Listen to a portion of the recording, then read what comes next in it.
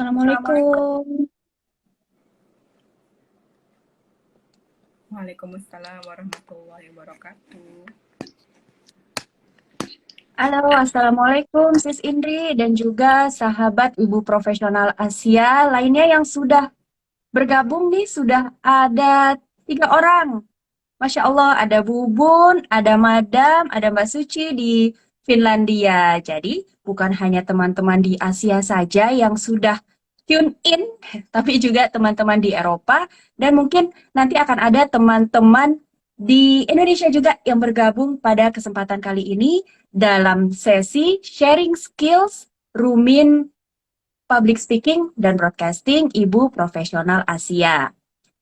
Kegiatan ini merupakan kegiatan sharing skills yang sedang berlangsung di rumah bermain, public speaking, dan broadcasting. Jadi, mengajak teman-teman member Rumin ini untuk berlatih berbicara, menyampaikan ide dengan runut, dan tentu saja berbagi ilmu dan pengalaman yang mudah-mudahan bermanfaat untuk sahabat semuanya. Dan pada kesempatan kali ini ada Sis Indri di Singapura. Halo, Assalamualaikum. Waalaikumsalam warahmatullahi. Sehat? Alhamdulillah. Sedikit Alhamdulillah. demam ya, cuman so far masih under control. Oke. Nah, kesempatan kali ini Sis Indri akan sharing tentang mengelola tim lintas negara. Kenapa sih memilih tema ini? Karena memang unik ya, pengalamannya unik. Saya merasakan sendiri juga ini pengalaman yang nggak biasa gitu. Jadi mungkin bisa memberikan inspirasi buat teman-teman yang ingin mengambil peran untuk mengelola tim lintas negara. Semoga ada manfaatnya. Nah, tim Ibu Profesional Asia ini sedang mau membahas bagaimana Sis Indri ini mengelola tim lintas negara di Ibu Profesional Asia di komunitas ini. Kenapa sih? Apa sih uniknya IP Asia itu? Jadi Ibu Profesional Asia itu adalah komunitas ibu-ibu gitu ya yang bersungguh-sungguh menjalankan perannya.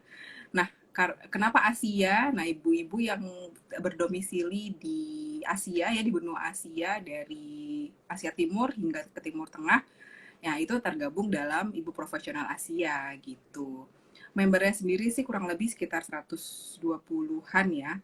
Kalau pengurusnya, kalau timnya, tim di belakang layar nih yang menghidupkan komunitas itu ada sekitar 26 orang gitu ya yang saya kelola ya.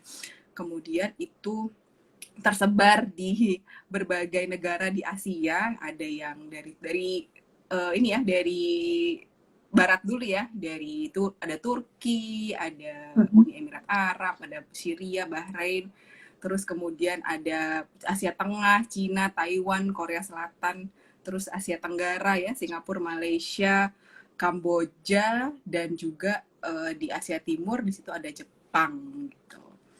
Jadi ada 11 negara ya, timnya tersebar di 11 negara, dan uniknya Masya Allah di 11 negara ini ternyata perbedaan waktunya tuh dari GMT plus 3 sampai GMT plus 10.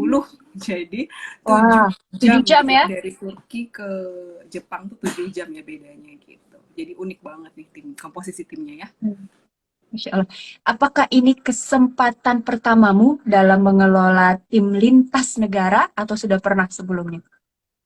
Kalau mengelola tim itu sudah pernah ya sebelumnya waktu dulu masih kuliah ya. Pernah sebelumnya menjadi student council waktu di kuliah S1, kemudian waktu kuliah S2 sempat jadi group leader di sebuah konferensi internasional mahasiswa, tapi bedanya adalah itu beda culture ya, tapi waktu itu kita berada di negara yang sama gitu, di time zone yang sama, dan backgroundnya pun mahasiswa gitu, jadi cenderung lebih homogen gitu setupnya daripada. Dan kalau untuk mengelola tim yang benar-benar membernya tersebar di berbagai negara dan berbagai time zone baru pertama kali ini, Masya Allah.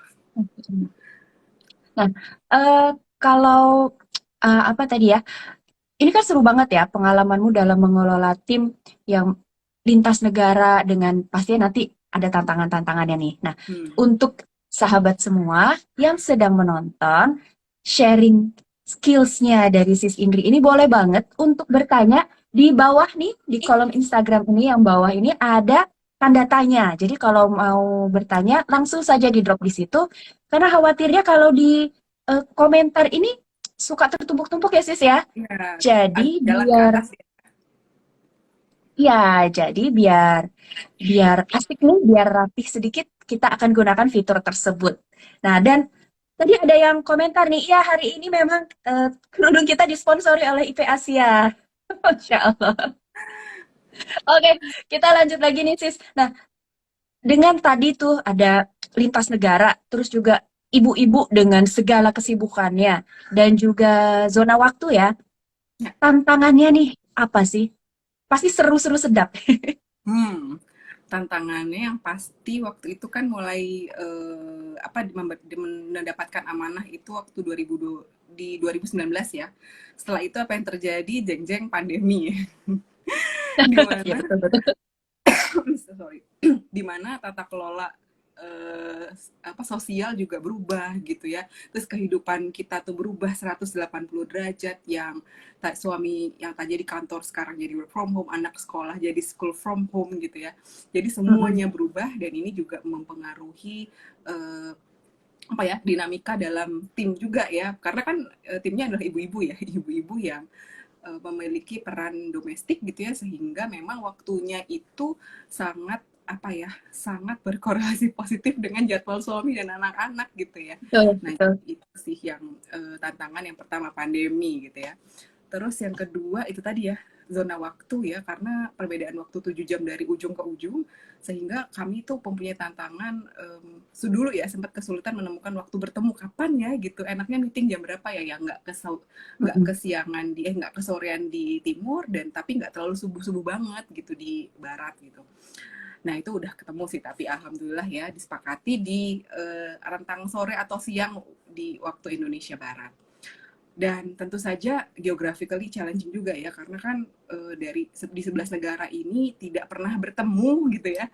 Jadi kita bertemunya hanya online, via teks atau via video call, sehingga ya memang ya itu saja ya, apa namanya, platform yang bisa kami gunakan gitu. Belum, paling yang bisa ketemu cuman yang satu negara gitu ya, gitu. Terus apalagi ya, beda kesibukan juga ya, jadi ibu-ibu kan memang jadwalnya juga tadi ya dipengaruhi oleh jadwal anak-anak juga, jadi beda kesibukan domestik dan beda jam online, pegang si ibu ini pegang gadget gitu ya, itu juga berbeda, sehingga ya memang challenging gitu. Dan untuk ibu-ibu diaspora ini spesial juga ya, karena kan memang ketika para ibu ini berdomisili di luar negeri itu kan tidak selamanya ya, jadi ada yang mendampingi Mm-mm. suaminya bekerja, ada yang mendampingi suaminya kuliah, atau mungkin ibunya itu sendiri sekolah lagi gitu ya.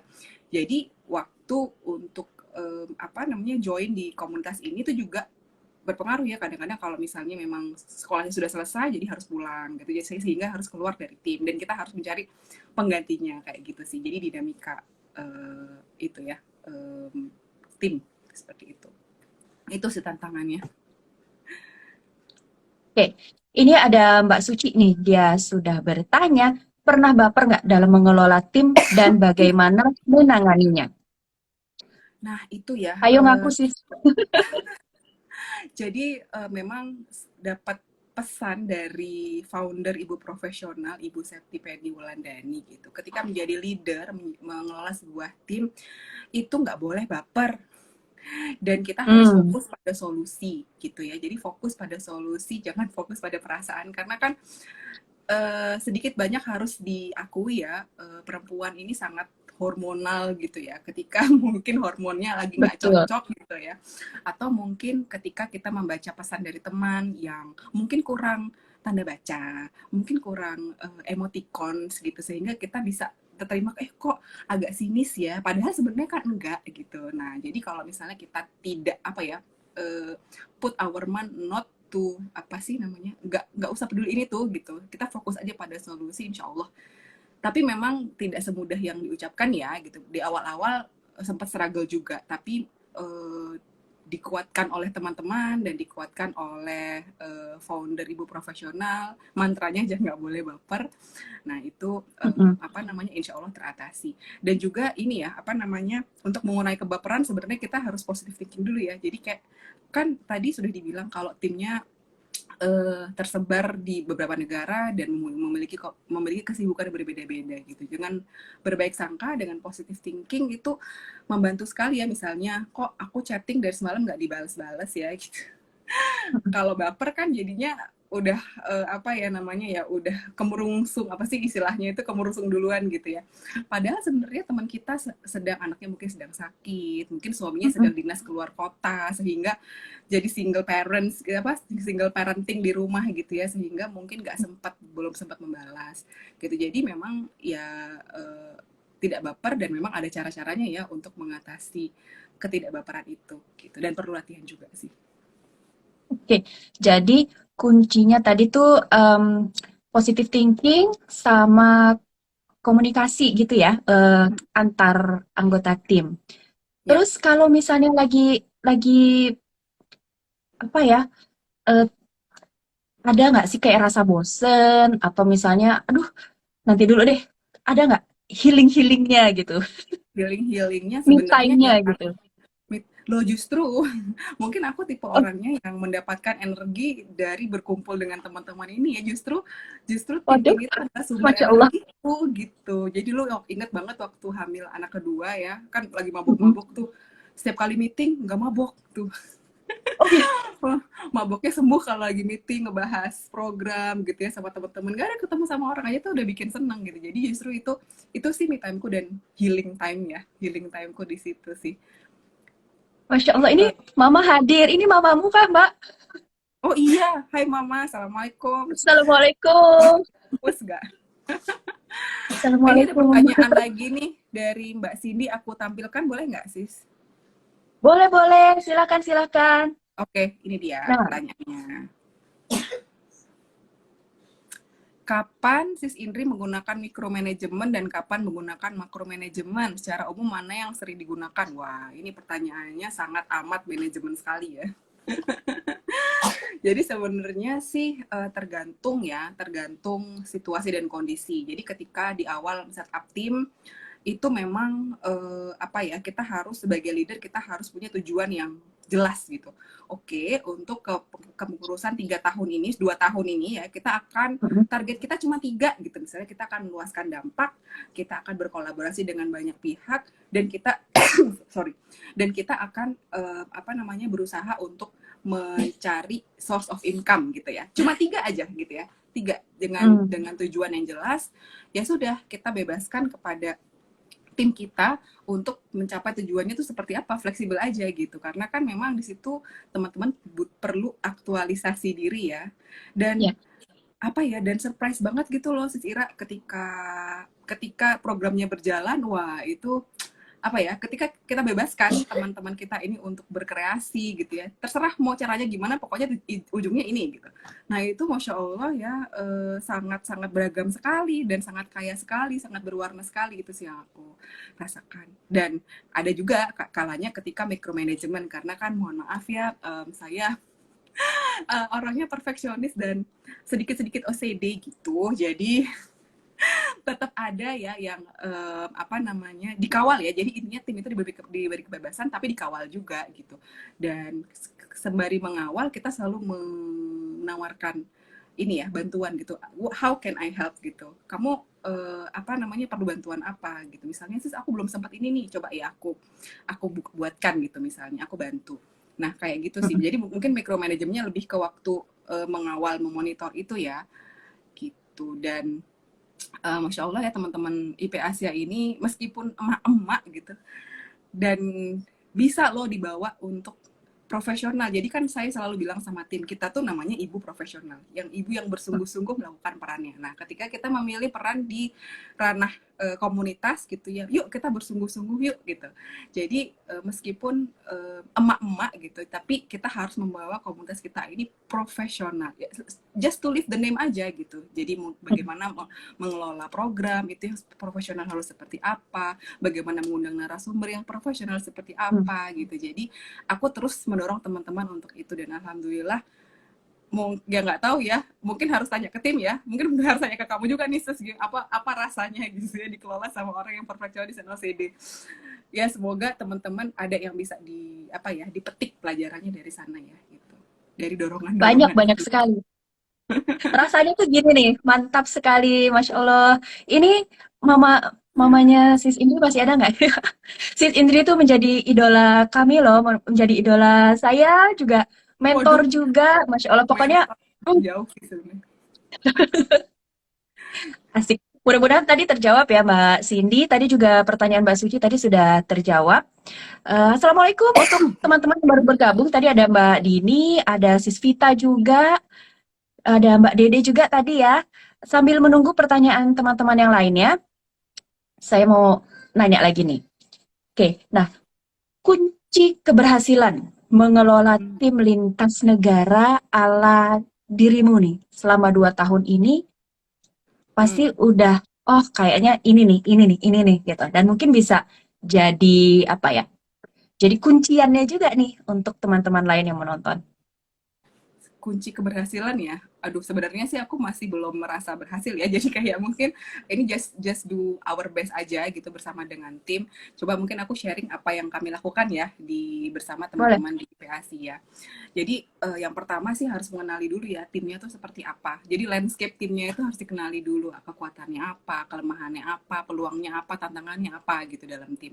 Nah kemudian nah problemnya apa nih di mungkin Hmm. di IPASI nih misalnya pandemi nih semuanya di rumah gitu. Tapi kan sebenarnya Hmm. ada peluang ya, peluang orang-orang di rumah nih gitu ya. Sinyalnya bagus Hmm. nih kalau ibu-ibu diaspora nih cenderung sinyalnya stabil ya di negara-negara di luar ini. Jadi kita coba bikin program-program online gitu ya. Jadi program live, Hmm. kemudian program di berbagai macam platform ibu profesional Asia. Kemudian apa nih? Susah ngumpul, waktunya terbatas, Hmm. mama sibuk gitu ya. Nah, coba mungkin kita bisa meetingnya Zoom aja, tapi mungkin 30 sampai 1 jam gitu. Kita pilih topik yang betul-betul harus dibahas banget nih, harus dibahas tatap muka gitu. Sedangkan Hmm. sorry, report-report yang sifatnya rutin gitu, misalnya kayak kemarin aku mau kerjain ini, minggu depan aku mau kerjain ini. Nah, itu kita tertulis aja di sharing documents gitu. Itu kan nggak memakan waktu ya, dan Hmm. semua bisa baca di waktu masing-masing, di waktu luang masing-masing gitu. Nah, terus yang aku rasakan sih kita ini ya, di era pandemi ini kan akselerasi digitalnya sangat masif sekali ya. Maksudnya yang orang yang tadinya nggak biasa Zoom, jadi sekarang udah kenal Zoom gitu ya misalnya ya. Yang tadinya nggak apa sih StreamYard gitu ya, bikin tayangan live dari rumah itu orang-orang nggak kebiasa kan. Nah, jadi akhirnya sekarang terbiasa. Jadi kita manfaatkan itu sih sebenarnya ya. Terbantu sekali dengan itu, akhirnya kita manfaatkan online calendar misalnya. Jadi kalau misalnya divisi A mau bikin event gitu ya di hari Selasa misalnya jam sekian, tapi kita harus lihat dulu nih kalendernya, udah ada divisi lain belum ya, jadi nggak usah ketemu gitu ya dengan Hmm. dengan platform yang ada di luaran sana. Kita udah bisa sinkronisasi jadwal tanpa kita harus banyak sekali berkoordinasi gitu. Terus misalnya lagi voice note gitu ya. Tadi kan karena Hmm. kita belum pernah ketemu nih orangnya, terus komunikasi di banyaknya tuh di area nonverbal gitu ya, teks gitu ya. Nah, untuk pesan-pesan yang penting dan panjang yang mungkin perlu pemahaman lebih gitu, aku encourage teman-teman untuk pakai voice note sih, dicontohin. Maksudnya aku mencoba untuk melakukan itu gitu untuk teman-teman sehingga pesannya sampai, minim misunderstanding, dan kita dapat follow up yang diharapkan dari teman-teman gitu. Terus kalau kunci mungkin yang aku lakukan membangun personal relation ya sis ya. Jadi kita nggak cuman bekerja sebagai tim gitu ya, siapa yang mengelola dan siapa yang dikelola, mengelola apa gitu ya, tapi juga sebagai teman. Aku ngerasa kayak kita tuh berjalan di tim ini tuh sebagai sisterhood gitu loh, satu Hmm. sisterhood yang kuat. Dan itu membantu sekali sih untuk mengenal atau memahami tim dengan lebih baik. Misalnya ada anggota tim yang waktu aku tuh jarang banget pegang handphone. Oke, berarti kalau kirim kirim pesan ke beliau harus yang direct gitu ya, direct, dan outputnya maunya seperti apa. Aku bisa minta tolong ini nggak buat besok gitu misalnya. Itu. jelas, padat, dan singkat. Ada juga yang senangnya tuh diajak ngobrol gitu. Assalamualaikum, selamat pagi, sudah sarapan? Aku bikin ini loh gitu. Kamu makan apa gitu. Jadi kayak gitu diajak ngobrol dulu gitu. Ada yang tipenya sering senangnya di telepon gitu. Kalau di telepon tuh Hmm. lebih apa ya, lebih cair dan lebih apa sih namanya, dapat menerima pesan dengan lebih baik gitu. Jadi dengan membangun personal relation itu juga akan membantu kita menyampaikan how to gitu ya, how to convey message ke mereka dengan lebih baik gitu. Terus apa ya, empati ya mungkin ya. Jadi kita tahu, kita sama-sama tahu ya, ibu profesional diaspora ini kan support sistemnya terbatas banget gitu ya. Jadi ya, jadi try to put my feet in their shoes aja gitu. Misalnya kayak ada yang suaminya lagi bisnis trip gitu ya, paham lah maksudnya kalau satu apa bapak tidak ada di rumah gitu ya, jadi kan ibu ini harus ekstra sekali ya menghandle anak dari pagi hingga pagi lagi gitu. Jadi itu di sana banyak menawarkan bantuan, kamu mau dibantuin apa gitu, kamu udah ada makanan nggak di rumah, kayak gitu ya misalnya ya, karena itu kan terus kamu pengen curhat nggak gitu, maksudnya ditanyain kayak gitu tuh mungkin bisa apa ya, membantu boost moral tim juga gitu. Terus tadi ya berbaik sangka, tadi ya berpositive thinking, kemudian bagaimana caranya kita berkomunikasi dengan strategis. Maksudnya gini, ada hal yang bisa disampaikan di grup, namun ada juga yang kita lebih baik kayaknya japri deh gitu. Jadi Oke. mungkin untuk apa namanya, topik bahasan yang sedikit sensitif gitu ya, mungkin yang penerimaannya bisa beragam. Nah itu kita mungkin bisa Mm-mm. pakai jalur japri atau pakai jalur grup khusus gitu, atau mungkin langsung aja ketemu sehingga lebih clear dengan bahasa verbal dan Mm-mm. kelihatan gesturnya, karena aku lagi nggak marah-marah gitu misalnya. Misalnya, tapi nggak pernah marah-marah kok. Terus ya tadi itu ya, have a clear goal tadi itu sih membantu banget ya kayaknya untuk tim. Jadi timnya itu jelas gitu, arahnya tuh kemana. Dan jangan banyak-banyak, boleh 3 aja gitu ya. Untuk 2 tahun ini insya Allah semuanya bisa menyesuaikan. Dan aku ingat dulu zaman SMA ya, pernah ada pelajaran kepemimpinan dan kenusantaraan gitu. Dan aku tuh ingat banget sih, Ki Hajar Dewantoro itu kan ada 3 ya semboyannya ya. Jadi leader itu tuh punya 3 traits gitu. Ingarso Sang Tulodo, di depan memberi contoh gitu ya.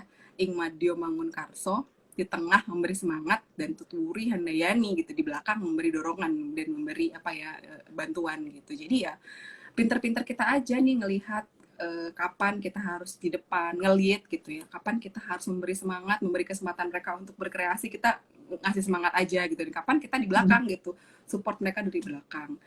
Dan ya mungkin di awal-awal ya, awal pengurusan gitu ya, kita menganalisa komunitas, terus mengenal tim gitu ya, terus kita mau bikin program apa nih, dan itu mungkin di awal kita perlu ngelit ya, cuman ketika di belakang udah itu berjalan aja sesuai dengan dinamika yang ada di tim gitu.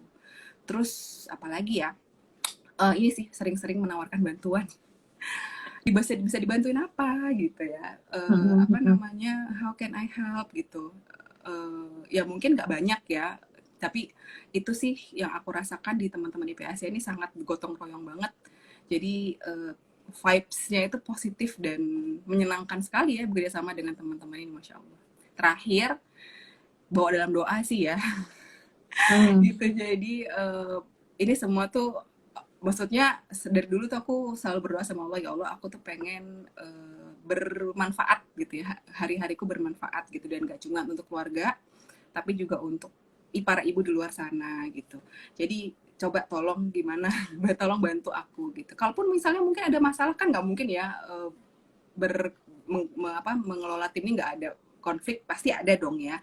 Nah itu bawa aja dalam doa gitu, ya Allah tunjukkan apa intinya, berilah aku kemampuan untuk mengatasi ini, atau berilah jalan gitu gimana caranya untuk mengatasi. Jadi bawa aja ke doa, kita gantungkan apa sih itu semuanya sama Allah gitu. Dan kemarin tuh sempat aku men-challenge teman-teman ya, ayo dong kita bikin apa namanya, kolaborasi dengan pihak luar yuk, biar biar kemanfaatannya lebih luas gitu. Mm. Terus pihak luar mana ya mau kerja sama sama emak-emak gitu. Terus dan emak-emaknya nggak ada di Indonesia lagi gitu. Terus udah Mm. gitu ya udah, itu dibawa doa. Saya selalu ingatkan ke tim, kalau luruskan niat ya, niat kita itu bukan mencari fame apa, untuk mencari fame, kita ingin berbagi manfaat, udah itu aja gitu. Sisanya biar Allah yang mengatur. ya alhamdulillah kemarin kita diberi kesempatan jalannya nggak tahu dari mana, dari langit gitu ya, bekerja sama melalui Sesira ini. Akhirnya kita bekerja sama dengan salah satu studio animasi terbesar di Indonesia saat ini gitu, masya Allah gitu. Itu sebuah kehormatan banget, dan itu aku rasa sih boost moralnya tim juga ya, jadi meningkatkan ininya mereka pede gitu, oh ternyata ibu-ibu gitu ya bisa ya, alhamdulillah gitu. Masya Allah. Banyak juga ya tadi key points-nya nih yang perlu dicatat. Banyak banget ya kayaknya ya, soalnya itu yang Iya, dilakukan sih, jadi I'm not sure itu kunci atau bukan. tapi justru biasanya kalau sudah terbukti, sudah dijalani, sudah terbukti, itu lebih apa ya? Itu bukan teori lagi, ya nggak sih? Hmm, Jadi bisa dicoba nih buat teman-teman semua. Mungkin buat aku juga, oh tadi caranya kayak gini. Tapi eh, selain doa ya, selain menggantungkan doa kita kepada Allah, itu tadi mengenali tim, mengenali diri kita sendiri nih, timnya seperti apa, komunitasnya seperti apa, organisasinya seperti apa, dan juga pemanfaatan teknologi ya. untuk apa ya, untuk kelangsungan hidup tim gitu. Jadi eh, kita akan memerlukan bantuan dari teknologi nih, mana nih yang cocok dengan karakteristik komunitas kita, dengan karakteristik eh, tim yang ada di dalamnya. Ini keren banget nih. Nah, dengan segala macam tadi itu kapok nggak sih jadi leader? Aduh, aku nyesel nih jadi leader gitu. Ada nggak perasaan kayak gitu? Enggak Kan sih, tanggung jawabnya kenapa? besar ya, amanahnya juga nggak Iya sih. main-main gitu.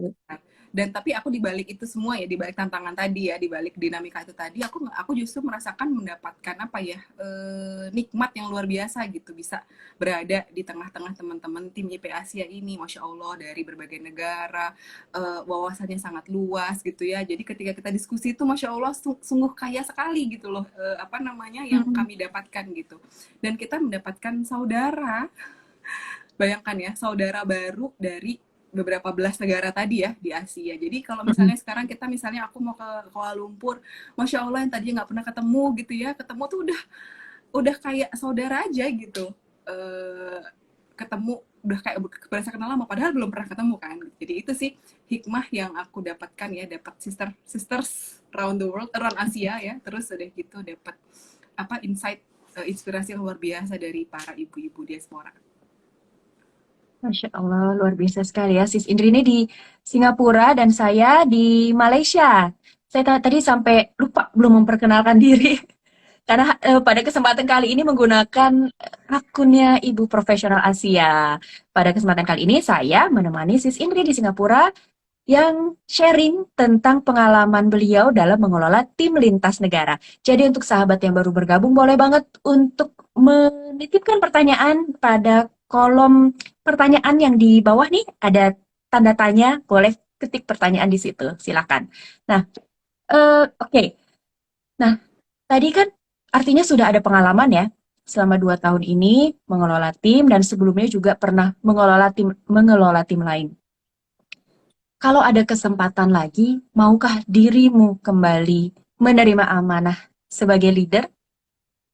Sebenarnya kalau ada kesempatan boleh ya, tapi kembali lagi saat ini mengukur kapasitas diri ya, karena saat ini kan sedang ada Hmm. amanah di rumah gitu ya, dua orang balita. Dan tak balik lagi tadi ya, karena orangnya perfeksionis, jadi aku ingin semuanya tuh berjalan dengan perfect. Nah, dengan adanya dua balita ini, rasanya kayaknya belum bisa perfect kalau untuk menghandle sebuah komunitas gitu. Jadi, aku perlu waktu untuk fokus bersama anak-anak dulu. Mungkin ketika nanti anak-anak sudah apa namanya usianya sudah lebih lebih besar gitu ya, insya Allah Hmm. will be my pleasure buat kembali lagi gitu. Karena Nah, karena kalau tim ibu apa? profesional Asia itu tuh something that you cannot miss loh.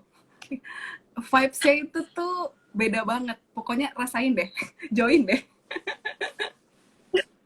eh, kalau itu kan tadi aku nanya sebagai leader ya. Kalau misalnya menjadi bagian dari tim, nggak Hmm, apa-apa dong. Kalau apa ya kita bertukar peran ya. ya, ya, Itu ya, gimana ya sih? juga sih sebagai leader dan sebagai bagian dari tim juga boleh sih. Apapun ya perannya, intinya yang membawa manfaat untuk orang lain. Nah, tapi akhirnya itu tadi ya, mengukur kemampuan diri sendiri dulu, karena sekarang handphone itu nyaris tidak terpegang ya Ibu. Jadi bagaimana bagaimana akan berkomunikasi dengan tim ketika kita handphone aja jarang kepegang gitu. Itu sih. Oke. Jadi it's all about Ya. time ya. Mungkin ketika nanti lebih lowong waktunya bisa kembali lagi.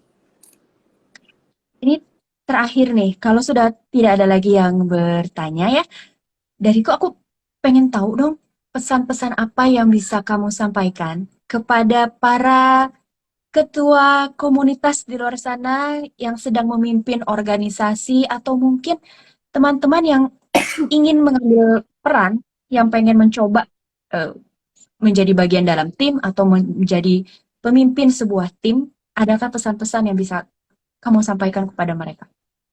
Intinya sih jangan takut menerima peran ya, jangan takut mengambil peran, karena aku yakin Allah itu tidak akan pernah salah menempatkan kita ya di tempat maupun di waktu gitu ya, di tempat maupun waktu yang ada gitu. Jadi ya memang itu mungkin itu panggilan Allah untuk kamu gitu ya, sehingga kamu bisa menjadi rahmat untuk semesta alam gitu ya, dengan dengan peran yang kamu jalankan gitu. Dan tadi ya, luruskan niatnya bukan bukan bukan menambah CV atau Mhm. atau apa, luruskan niatnya apa, niatnya ingin meluaskan manfaat biar waktunya lebih manfaat gitu ya, sehingga nanti insya Allah semoga Allah izinkan ini dicatatkan menjadi amal-amal jariah untuk kita gitu ya. Dan yang terakhir, ketika menemukan kesulitan gitu, kembalikan aja ke Allah, karena kan Allah yang menempatkan kita di sini ya. Insya Allah Allah lah yang sudah Allah lah sudah memberikan solusi sebenarnya ya, kita tinggal sabar aja menjalankan dan meminta petunjuk gitu sih. Sound so spiritual banget gak sih? Mantap sekali.